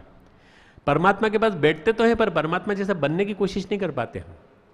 आग के पास बैठते हैं तो गर्म हो जाते हैं, ठंडक के पास बैठते हैं ठंडे हो जाते हैं, धूप में बैठते हैं तो गर्म हो जाते हैं, और ठंडक में खड़े रहते हैं तो दूझने लगते हैं, कांपने लगते हैं। ये तो ठंडक का प्रभाव है, गर्मी का प्रभाव। पर भगवान के पास आते हैं तो भगवान जैसे क्यों नहीं बनते? भगवान का एक गुण हमारे जीवन में क्यों नहीं आता? एक आदर्श, एक सत्यवृत्ति। भगवान 1000 गुणों का समुच्चय है, अगर 1000 गुण में से एक गुण भी हमारे अंदर आ जाए तो भगवान के मंदिर में जाना सार्थक, मंदिर में घंटी बजाना सार्थक, ओंकारेश्वर आना सार्थक, नर्मदा में डुबकी लगाना सार्थक, और आपका उपासना करना सार्थक, आपकी माला जपना सार्थक, यदि भगवान का एक गुण आ जाए। बस एक गुण, कोई सा भी गुण। क्षमाशील बन जाओ, करुणावान बन जाओ, दयावान बन जाओ, नारी मात्र के प्रति एक स्नेह का भाव रखो, श्रद्धा का भाव रखो, भक्ति का भाव रखो, हर एक को अभय दो, हर एक को अभय दो, हर एक की रक्षा करो। दूसरा मित्रों, गुरुदेव ने साधना की शक्ति दी। साधना करो, साधना, जीवन साधना। 24 घंटे अपने ऊपर निगाह रखो।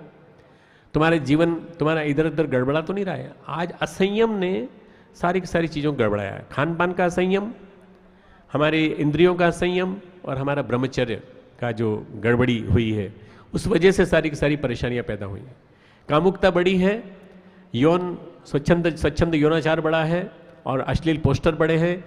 मीडिया नेटवर्क ने ढेर सारी चीज़ों, गंदी चीज़ों को परोसा है, पर यह आपके ऊपर है। आपका विवेक जागृत होना चाहिए, आपका निरीक्षित विवेक जागृत होना चाहिए, किसको लें, किसको स्वीकार करें, किसको नहीं करें।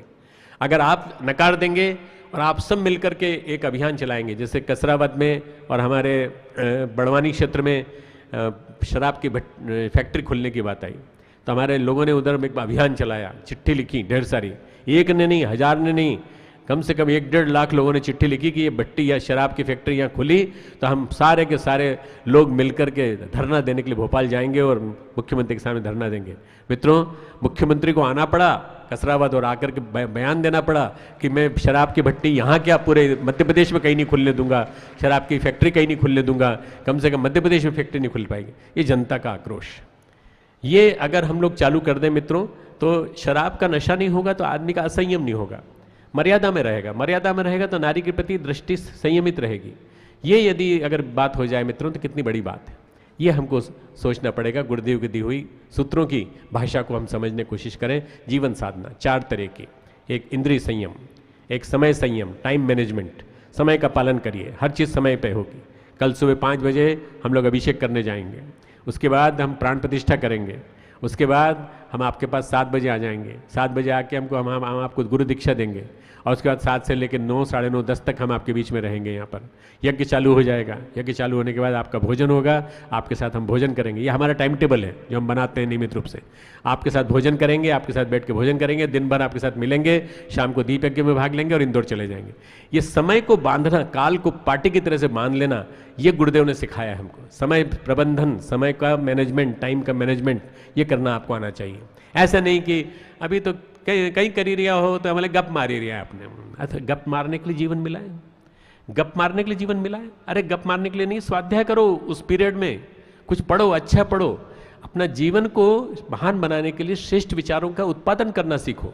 ये स्वाध्याय है मित्रों। इसके लिए विचार संयम, विचार संयम, इंद्रिय संयम, विचार संयम, स्वाध्याय, अच्छे विचारों का पालन, अच्छे विचारों को जीवन में उतारना। उसके बाद समय संयम, जिसकी मैंने बात कही, अर्थ संयम, पैसे का कंट्रोल, अनावश्यक बात में पैसा खर्च नहीं करना, दहेज में, प्रदर्शन में, फिजूल खर्ची में अपव्यय नहीं करना, उसको बचाना भगवान के काम के लिए। आप लोगों को मिलजुल करके इसको शक्तिपीठ को चलाना है। शांति कुंज आपके साथ रहेगा हमेशा, पर चलेगा तब जब आप लोगों का अंशदान यहाँ से मिलता रहेगा, निरंतर मिलता रहेगा। और लोग जो आएंगे, पूरे देश के लोग जब आएंगे तो इस शक्तिपीठ पर आकर अपना भी अंशदान देंगे और यहाँ पर सब कुछ चलेगा। पर आपकी अपनी प्रवृत्तियाँ भी चलते रहनी चाहिए और वो तभी चलेंगी। सत प्रवृत्तियाँ जितने भी आपके प्रज्ञा मंडल, महिला मंडल, युवा मंडल, युवा ग्रुप, दिया ग्रुप, ये सब चलेंगे तब जब आप अंशदान इकट्ठा करने की प्रक्रिया को चालू करेंगे, और वो होगा अर्थ संयम के माध्यम से। तीसरा है मित्रों आराधना। आराधना का मतलब होता है समाज सेवा, परमार्थ का काम। इस समय की आराधना सबसे बड़ी क्या है? प्रकृति को अपने कंट्रोल में करना। प्रकृति हम पे अपना प्रकोप बरसा रही है खूब तेजी से। ऐसे में वृक्षारोपण अभियान, वृक्ष गंगा अभियान, वृक्षों की हरी चुनर पहनाना नर्मदा के किनारे, गंगा के किनारे। अभी हमने एक प्रोजेक्ट हाथ में लिया है नर्मदा की तरह से, गंगा का। गंगा के 2500 किलोमीटर की परिधि को हमने 100 सेक्टर में बांधा है। 100 सेक्टर में बांट करके 25-25 किलोमीटर के एक एक सेक्टर बनाए हमने, और एक एक सेक्टर का एक एक मजिस्ट्रेट नियुक्त किया है, अपना कार्यकर्ता नियुक्त किया है। बायां तट और दायां तट दोनों तटों के लिए 2-2 ज्ञान रथ रखे हैं, और सारे के सारे सेक्टर को हम साफ करते हुए चल रहे हैं। हम 10 साल के अंदर गंगा को साफ करके रख देंगे मित्रों, पूरी तरह से शुद्ध बना के रख देंगे। निर्मल गंगा अभियान। इसी तरह से देश की 54 नदियों को साफ करेंगे। ये आराधना है, असली समाज सेवा, भगवान का काम करना है। ये नदियाँ सदा नीरा रहनी चाहिए, सदा बहती रहनी चाहिए। ये सदा नीरा बहनों नदियों में हमेशा बहने वाला जल इतना पवित्र होना चाहिए कि जो भी पानी पिए उसको लगे अमृत पी रहे हैं। अमरकंटक से निकलती है और नीचे आते आते होशंगाबाद आते आते दूषित हो जाती है, यहाँ तक आते आते न जाने क्या हालत हो जाती होगी मित्रों इसकी। इसलिए सदा नीरा रहे। बांध से बिजली उपार्जित होती मैं मानता हूँ, पर जितना भी जल है उतना जल 40% जल छूटते रहना चाहिए, वहाँ से निरंतर बहती रहे। नदी बहती रहती है तो नदी के साथ संस्कृति भी बहती रहती है। नदी की संस्कृति, नदी के साथ हमारी संस्कृति विकसित हुई है, उत्तर भारत की, दक्षिण भारत की, सबकी। मित्रों ये परमार्थ का काम है इस समय, समयदान। समयदान और अंशदान के साथ साथ आपको एक काम और करना है, आपको सबसे बड़ा काम करना है गुरुदेव के विचारों का विस्तार। आज अनगढ़ विचार हैं, अज्ञान है, पतन है, गलत दिशा में चिंतन जा रहा है। इसको मोड़ने के लिए गुरुदेव के विचार सबसे बड़ी औषधि। अगर गिरती हुई मानवता को बचाना है तो गुरुदेव के विचार दीजिए। गुरुदेव की अखंड ज्योति पत्रिका, जिसका हम अखंड ज्योति पत्रिका का हीरक जयंती वर्ष मना रहे हैं, उसकी आप जन जन के बीच में प्रचार प्रसार कीजिए और बताइए कि इसको एक किताब को पढ़ लेने भर से आपके जीवन में बदलाव आ जाएगा, परिवर्तन आ जाएगा। यदि इसको आपने पढ़ लिया, महीने में 2 पृष्ठ रोज भी पढ़ोगे तो 30 दिन में 60 पृष्ठ हो जाएंगे। 60 पृष्ठ की कुल 65-66 पेज की पत्रिका है। गुरुदेव लिखाते हैं, हम लोग लिखते हों कोई बात नहीं, पर गुरुदेव लिखाते हैं, सारे का सारा प्राण प्रवाह उसका। इसके अंदर जितना चिंतन चेतना आती है, जितना प्राण प्रवाह आता है, वो शक्ति का स्रोत है पूरा। इसमें सीधे गुरुदेव माता जी आपके घर आके विराजमान हो जाते हैं, ये मान करके चलिए। इसलिए अखंड ज्योति पत्रिका पढ़ना और पढ़ाना परम पुनीत पुण्य का काम। आप भी पढ़ेंगे, औरों को पढ़ाएंगे। आप बार बार लोगों से कहिए कि आप पढ़िए। ऐसा मत करो कि पोथी बना के रख दिया, पोथी की आरती उतारी और आरती उतार के रख दी कि भाई अखंड ज्योति बहुत पवित्र पत्रिका है, इसको खोलने का साहस हमारा नहीं हुआ, हमने तो आरती उतार के पढ़ लिया। नहीं, ऐसे नहीं। उसको पढ़ो, किताब को पढ़ो, गुरुदेव के साहित्य को पढ़ो, विचारों को पढ़ो, जगह जगह लाइब्रेरी में स्थापित कराओ, जगह जगह पुस्तकालयों में, वाचनालयों में स्थापित कराओ। अभी कल मुख्यमंत्री के आने की संभावना है, तो मित्रों मुख्यमंत्री से हम कहने वाले हैं कि पूरे मध्य प्रदेश के सारे जितने वाचनालयों हैं, उन वाचनालयों के लिए आपने जो राशि निर्धारित की है, उस राशि का 50% भी यदि आप गुरुदेव का साहित्य खरीद करके लगाने में लगा देंगे तो नैतिक मूल्यों के विचार घर घर फैलेंगे। आप हमारे गुरुदेव का साहित्य फैलाइए, जन जन तक फैलाइए। और हमारे गुरुदेव से दीक्षा लेने वाले हमारे शिवराज सिंह जी, जिन्होंने होशंगाबाद में दीक्षा ली थी नर्मदा के किनारे, वो निश्चित रूप से हमारी बात को मानेंगे, ऐसा हमारा विश्वास है। भाइयों बहनों, आज का दिन बड़ा महत्वपूर्ण दिन है। आज पूर्व वेला है, कल प्राण प्रतिष्ठा का दिन है, 24 का अक्षर है, 24 तारीख के दिन प्राण प्रतिष्ठा। कहाँ पर? गायत्री माता के उस स्थान पर जहाँ पर गायत्री माता को आके विराजमान होना है। उस दिन आह्वान किया जाएगा, कल आह्वान किया जाएगा, उनको आमंत्रित किया जाएगा, बुलाया जाएगा। आपको संकल्प लेना है, सृजनात्मक संकल्प लेना है। जलाभिषेक अभियान, नर्मदा जलाभिषेक अभियान, गंगा जलाभिषेक अभियान और इसके साथ साथ वृक्ष गंगा अभियान, आपको ये संकल्प लेना है। घर घर साहित्य का विस्तार का अभियान, इसका भी संकल्प लेना है। घर घर ज्ञान घट की स्थापना का भी संकल्प आपको लेना है। और आपको समय समय पर अपनी साधना की शक्ति को बढ़ाने के लिए आकर के ओंकारेश्वर में स्वयं साधना करना, औरों को साधना के लिए लेके आना, इसका भी संकल्प आपको लेना है। ये आप सब लोग मिलजुल के करेंगे तो आप मिलजुल करके इस केंद्र को इतना मजबूत बना देंगे मित्रों कि उत्तर का शांति कुंज और दक्षिण का ये ओंकारेश्वर उतना मजबूत हो जाएंगे जितने कि मजबूत हम बनाना चाहते हैं इस निमाड़ क्षेत्र को, मालवा क्षेत्र को। क्योंकि आप में से बहुत सारे लोग भाइयों को मालूम नहीं होगा, गुरुदेव पहली बार निमाड़ क्षेत्र में आए थे। अपना पहला दौरा, पहला यज्ञ गुरुदेव ने निमाड़ क्षेत्र में किया था। पहला दौरा गुरुदेव ने जब किया था 1943-44 में, तो वो सेंधवा क्षेत्र में आए थे और वहाँ आकर के उन्होंने अपना यज्ञ संपन्न किया था। अगर गुरुदेव बड़वानी को, सेंधवा बड़वानी को चुन सकते हैं तो इसका मतलब ये कि गुरुदेव के मन में आपके लिए बहुत बड़ी भावना है, उनके मन में आपके लिए बहुत प्यार है और वो आपको कुछ देना चाहते थे। तो आपसे उम्मीदें भी खूब हैं, आपसे संभावनाएं भी खूब हैं आपके अंदर।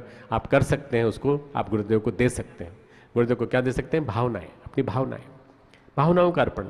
हम आपसे पैसा नहीं मांगते, साधन नहीं मांगते, हम आपसे समय मांगते हैं और आपकी भावनाओं को मांगते हैं।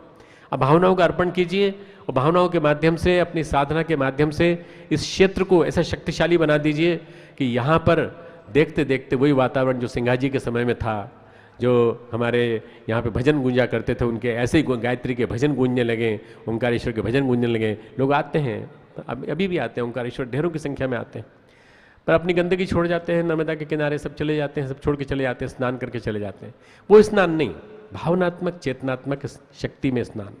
उस ओंकारेश्वर पर्वत की परिक्रमा की बहुत बड़ी बात है, परंतु उस ओंकारेश्वर पर्वत की परिक्रमा के साथ साथ आपके जीवन में परम पूज्य गुरुदेव का चिंतन, पॉजिटिव चिंतन, स्वाध्यायशीलता और इन सब चीज़ों का स्वरूप आया कि नहीं। यदि ये आ गया तो आपका यहाँ आना सार्थक, यहाँ आकर के तप करना सार्थक। आज वैसे मैं मानता हूँ मित्रों कि आप सबके आने से, आप सबके यहाँ विराजमान होने से ये भूमि स्वतः तीर्थ हो गई है। बस ये तीर्थ बन गई है और तीर्थ बनने के बाद कल इसकी बस प्राण प्रतिष्ठा होना बाकी है और तीर्थ बनने के बाद ये तीर्थ के रूप में घोषित हो जाएगा। इसको हमारे यहाँ के परिजनों ने मांग की है कि शांति कुंज इसको अपने कार्य क्षेत्र में ले ले।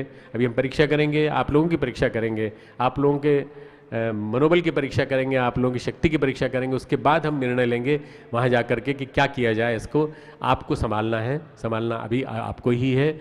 और ये इतना बड़ा जो शक्ति का स्रोत बन के तैयार हुआ है, इसके लिए आपको प्रतीक्षा करनी पड़ी कम से कम 4-5 साल की। इतना असंभव था ये बनना, निर्माण होना। उस असंभव निर्माण कार्य को आपने संभव करके दिखा दिया। तो आप समाज में छाई हुई कुरीतियों को, दुष्प्रवृत्तियों को मिटाने में कोई ज़्यादा देर नहीं लगेगी मित्रों। आप लोगों के पुरुषार्थ से सब कुछ संभव है। हम नारी शक्ति को उसका स्थान दे करके रहेंगे, गायत्री महाशक्ति को घर घर पहुंचा करके रहेंगे, जन जन के बीच में हम शक्ति का संचार करके रहेंगे। ऐसा संकल्प आपको लेना है और ये आपको यहाँ से संकल्प लेकर के जाना है। ऐसी मैं इच्छा व्यक्त करता हूँ। परम पूज्य गुरुदेव परम वंदनीय माता जी को स्मरण करते हुए, उनके आशीर्वाद की अभिलाषा रखते हुए, आकांक्षा रखते हुए, इस ज्योतिर्लिंग के स्थान पर बैठी हुई ऊर्जा से, प्राण ऊर्जा से, ऋषियों की ऊर्जा से और देवताओं की ऊर्जा से जो सूक्ष्म शरीरधारी हैं, उन सबसे प्रार्थना करता हूँ कि यहाँ आए हुए हर उस व्यक्ति का, जो व्यक्ति शायद हमसे न मिल पाया हो, परंतु जिसने मेहनत करने में कोई कसर नहीं छोड़ी, जिसने रास्ता बुहारने से लेकर और रास्ते की सफाई करने से लेकर, मेहनत करने से लेकर, सीमेंट रात को परमिटेड था ब्रिज पे से ले जाना, बाय हैंड ले जाना परमिटेड था, आप वैसे नहीं ले जा सकते थे गाड़ियों से, तो हाथों से सीमेंट की बोरियां बोरियां उठा के ले गए और कंस्ट्रक्शन किया, चट्टान के ऊपर कंस्ट्रक्शन किया आपने, असंभव परिस्थितियों में किया, जबकि बहुत कुछ प्रतिकूल था। प्रतिकूलताओं में जो जीत के दिखाता है वही सच्चा साधक कहलाता है। प्रतिकूलताओं में सच्चे साधक के रूप में आप विजयी हुए हैं मित्रों। ऐसा ओंकारेश्वर का गायत्री शक्तिपीठ बना के खड़ा कर दिया कि जो भी प्रवेश करेगा नीचे द्वार में, नर्मदा के नीचे ओंकारेश्वर में जाने के लिए प्रवेश करेगा, उसको 2 मंदिर दिखाई देंगे, एक ओंकारेश्वर मंदिर और एक गायत्री शक्तिपीठ, शांति कुंज का मार्गदर्शन में चलने वाला गायत्री शक्तिपीठ, 2 दिखाई पड़ेंगे। ढेरों महापुरुषों के यहाँ पर आश्रम है, मैं जानता हूँ सब अच्छा काम कर रहे हैं, सब बहुत अच्छा काम कर रहे हैं, सबका संरक्षण हमें मिले, सबका सहयोग हमें मिलता रहे, सबके साथ मिलकर के हम लोग काम करते रहें, ऐसे मंगल कामना है। आप सबको गुरुदेव शक्ति दें, साधना दें, खूब भक्ति दें और अंदर से बाहर तक चलने की प्रेरणा, सतत चलते रहने की प्रेरणा दें। कभी मनोबल कमजोर न होने पाए, कभी आत्मविश्वास कमजोर न होने पाए। आपकी कुंजी है आपका मनोबल, आपका आत्मविश्वास। आपके ज़िले के डीएम साहब, एसडीएम साहब हमारे बीच में आए हैं, उनका मैं अभिनंदन करता हूं, उनके मंगल कामना व्यक्त करता हूं कि आपके माध्यम से इस ज़िले में स्थापित होने वाला ये शक्तिपीठ निश्चित रूप से सबको शक्ति देगा और आपके लिए, खुद के लिए भी शक्ति लेकर आएगा। आप यहाँ से कहीं भी जाएंगे तो आप प्रमोशन पे जाएंगे तो आप यहाँ को हमेशा, इस स्थान को हमेशा याद रखेंगे। आपके लिए खूब खूब मंगल कामना, आप सबके लिए ढेर सारी मंगल कामना। गुरुदेव माता जी के आशीर्वाद।